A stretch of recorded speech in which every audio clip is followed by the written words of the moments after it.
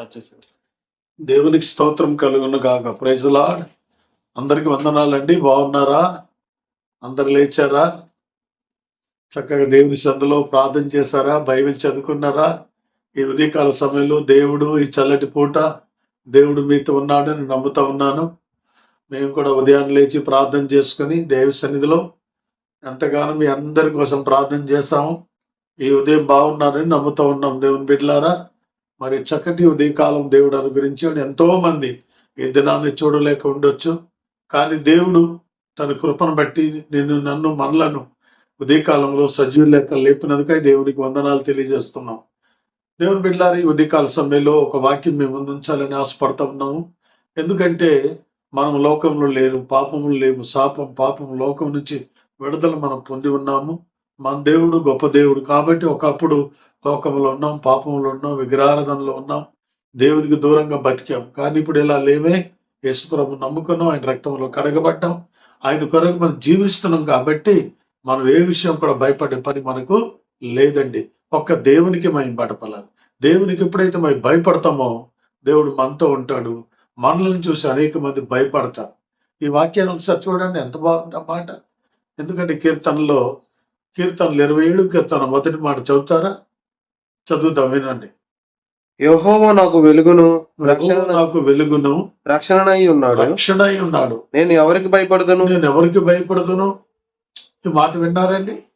కీర్తనకారుడు అయినటువంటి దావీదు అన్నాడు, శత్రు సైన్యం వచ్చారు, శత్రువులు సైన్యం కొంతమంది భయపెడతా ఉన్నారు. కానీ దావీదు అంటున్నాడు, యెహోవా నాకు వెలుగును, నాకు రక్షణై ఉన్నాడు, నేను ఎవరికి భయపడదును. భయపడే పని లేదు. ఎందుకని? దేవుడే దావీదుకి ఆవరించి ఉన్నాడు. దేవుడే దావీదుకి ఆవరించి ఉన్నాడు. దేవుని బిడ్డలారా, గమనించండి. యెహోవా మనకు వెలుగుగా ఉన్నాడు, రక్షణై ఉన్నాడు. కాబట్టి మనం ఎవరికి భయపడే పని లేదు. ఎందుకని మనం నమ్మిన దేవుడిలో చీకట్లో లేదు, పాపం లేదు, దోషం లేదు. ఎందుకంటే చీకటి లేని దేవుడే మన దేవుడు. కాబట్టి అలాంటి దేవుణ్ణి మనం నమ్ముకున్నాం, మనం విశ్వాసం ఉంచి ఉన్నాం. కాబట్టి ఉదయకాల సమయంలో దావీదు అంటున్నాడు, యెహోవా నాకు వెలుగును రక్షణై ఉన్నాడు, నేను ఎవరికి భయపడుదును. అంటే దేవుడు మనకు వెలుగై ఉన్నాడు. ఇదిగో శిరస్సు నుండి సిరి పాదముల వరకు ఆయన వెలుగుండాలండి. ఆయన రక్షణై ఉన్నాడు. ఒకవేళ మనల్ని ఎవరిని భయపించలేరు, ఎవరికి భయపడే పని లేదు. దేవుని బిడ్డలారా, గమనించండి. ఇశ్రాయేలు ప్రజలు ఐగుప్తు నుంచి బయలుదేరిపోయారు. వెనకాల శత్రువులు, ముందేమో ఎర్ర సముద్రం. భయపడిపోతున్నారు, చాలా మంది అడిగిపోతున్నారు. బాబోయ్, శత్రువులు వచ్చేస్తున్నారు అన్నారు. అప్పుడు మోషే ప్రార్థన చేస్తాడు దేవుడికి. అప్పుడు అంటున్నాడు, దేవుడు అన్నాడు, నా వైపు ఎందుకు చూస్తావు చెప్పు ప్రజలకి అన్నారు. అప్పుడు అన్నారు, భయపడవద్దు, నేడు చూసిన ఐగుప్తును మరి ఎప్పుడునూ చూడరు అని చెప్పి దేవుడు అద్భుతంగా మోసేకి చెప్పడం వల్ల మోసే ఇశ్రాయేలు ప్రజలకి ధైర్యపరిచాడండి. దేవుని బిడ్డలారా, గమనించండి. శత్రువులకి భయపడలేదు, వాళ్ళు ఎర్ర సముద్రానికి భయపడలేదు. ఎప్పుడైతే ఇశ్రాయేలు ప్రజలు నడుస్తున్నారో ఎర్ర సముద్రం 2 పాయలైపోయింది. శత్రువులు ఆ యొక్క ఎర్ర సముద్రంలో మునిగి చనిపోయినట్టు తెలుస్తుంది. కాబట్టి భయపడవద్దు. నిర్గమకాండంలో 14వ అధ్యాయంలో ఈ మాటలు ఉంటాయి. ఎందుకంటే నేడు చూసిన ఐగుప్తులని మరి ఎన్నడను చూడరు. ఎందుకంటే యుద్ధము దేవుంది అన్నాడు. కాబట్టి మనకు ఆయన వెలుగై ఉన్నాడు, రక్షణై ఉన్నాడు. అలాంటి దేవుని మనం నమ్ముకున్నాం. కొంతమంది చిన్న చిన్న విషయాలు కూడా భయపడిపోతుంటారు. నీడ చూసి భయపడతారు, చీకటి అయితే భయపడతారు, ఎవరైనా ఒక మాట అంటే భయపడతారు. ఎందుకంటే భయం మనం పిరికి వాళ్ళుగా ఉండడానికి వీళ్ళే. అందుకే కొత్త నిబంధనలో మనం చూస్తే యేసు ప్రభు యొక్క శిష్యులు ధైర్యంగా వాక్యమును బోధిస్తూ ఉన్నారు, ధైర్యంగా వాక్యం చెప్తా ఉన్నారు, బోధిస్తున్నారు, ప్రకటిస్తూ ఉన్నారు. వాళ్ళని చూసిన వాళ్ళు ఏమనుకున్నారు మీకు తెలుసండి? వారు పేతురు యోహానుల ధైర్యమును చూచినప్పుడు వారు యేసుతో కూడా ఉండిన వారని గుర్తెరిగారు. ఎందుకని? పేతురు యోహానులు యేసు ప్రభు ఉన్నాడు కాబట్టి, ప్రభువును కలిగి ఉన్నారు కాబట్టి ధైర్యంగా ఉన్నాడు. ఆ వెలుగు వాళ్ళకి ఆవరించి ఉంది.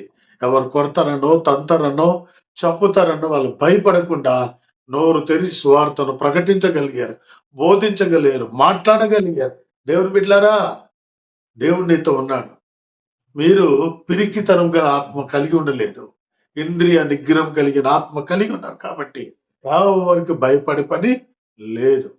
యేసే దేవుడని, రక్షకుడని, ప్రభు అని ధైర్యంగా చెప్పు. ఎవరికి భయపడవద్దు. అదే దావీదు అంటున్నాడు, యెహోవా నాకు వెలుగును రక్షణై ఉన్నాడు. నేను ఎవరికి భయపడతాను?